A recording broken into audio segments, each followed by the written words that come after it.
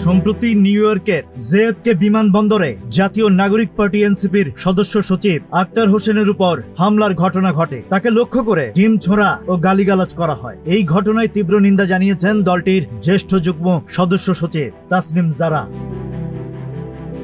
তিনি বলেছেন যে তারা ভেবেছিল ডিম ছুঁড়ে আর গালি দিয়ে আমাদের ছোট করবে, কিন্তু গালি কখনো সত্যকে ঢাকতে পারে না। ভদ্রতা হারানো মানে পরাজয় মেনে নেওয়া। এই মন্তব্যের মাধ্যমে তিনি একটি গভীর রাজনৈতিক বার্তা দিয়েছেন। তিনি বলেছেন, তারা অপমানের রাজনীতি করুক, আমরা মর্যাদার রাজনীতি করব।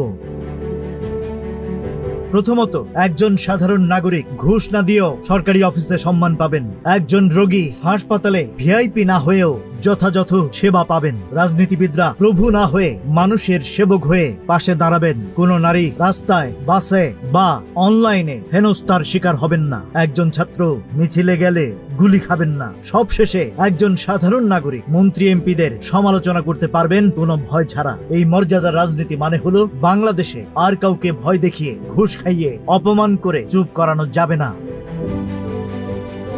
Rajib Rayhan, news flash 71।